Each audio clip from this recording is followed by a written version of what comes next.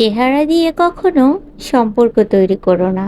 মনে রাখবে, চেহারার সৌন্দর্য সবসময় থাকে না, মনের সৌন্দর্য এবং সম্পর্কটাই সবসময় থাকে। Welcome to my new another vlog. আসসালামু আলাইকুম এভরিওয়ান, সবাই কেমন আছেন? আন্নি শেখ পেজ থেকে আজকে নতুন একটি ব্লগ নিয়ে চলে আসছি আমি আন্নি। আমরা 3 বোন মিলে আজকে যাচ্ছি একটু ফটোশ্যুট করতে। হঠাৎ করেই কেন জানি বিকালবেলা আর কি তাদের মনে পড়লো যে আজকে একটু ফটোশ্যুট করাই যায়, যে এত সুন্দর একটা ওয়েদার। কিন্তু দুঃখের বিষয় হচ্ছে আমরা রেডি হতে হতে অনেক লেট করে ফেলি। মানে ফটোশ্যুট করলে অবশ্য যখন রোদ থাকে, রোদের টাইমটাই হচ্ছে ভালো আসে, বাট আমরা যেতে যেতে একদমই লেট করে ফেলি, সন্ধ্যা করে ফেলি।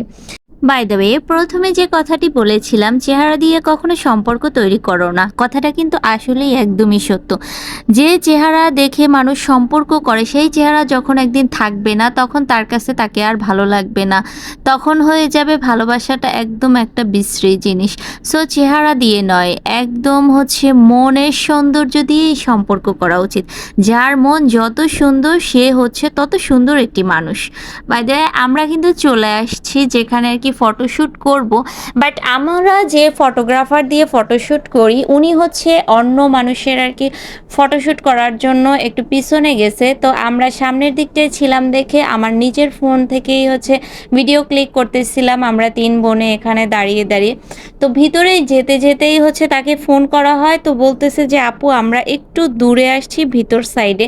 তো ভিতর সাইডে গেছে, আমি কখনো অবশ্য ভিতর সাইডে যাইনি, বুদ্ধিজীবীর এই সামনেটাই সবসময় আমরা ঘোরাফেরা করি, কিন্তু ভিতরে যে কি আছে না আছে কখনো যাইনি। যদিও আমাদের বাসা কিন্তু মোহাম্মদপুরে, কিন্তু তারপরে হচ্ছে ও যখন বললো তখন বললাম যে আচ্ছা ঠিক আছে আমরা ভিতরে ঢুকতেছি। তো ভিতরে ঢুকে দেখতেছি যে আসলে মোটামুটি ভালোই, বাট চারদিকে কবরস্থান আর কি।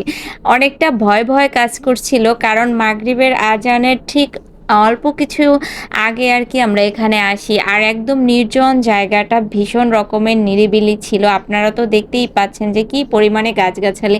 কিন্তু এখানে কেন মানুষ ফটোশ্যুট করতে আসে আমি জানি না, যেহেতু এখানে কবরস্থান।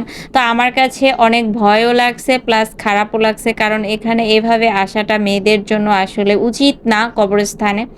যদিও এইটার পাশে কবরস্থান ছিল না, সামনে ছিল, আর এখানে আবার খেলার মাঠও ছিল, দেখতেছিলাম এখানে ফুটবলও খেলায়। কিন্তু কবরস্থানের ভিতরে ফুটবল খেলাটা একটু কেমন না অশোভনীয় লাগতেছিল। যাই হোক, আমরা ফটোশ্যুট করে দেন হচ্ছে বাসায় চলে আসি। বাসায় এসে ফুচকা খেতে মন চাইলো, তো এর জন্য হচ্ছে রাইসা আর স্নেহা দুইজনকে পাঠাই দিই, তো ওরা গিয়ে হচ্ছে ফুচকা নিয়ে আসে। আর এখানে হচ্ছে টক ঝাল মিষ্টি ঝাল ফুচকা আমার মোস্ট অফ ফেভারিট।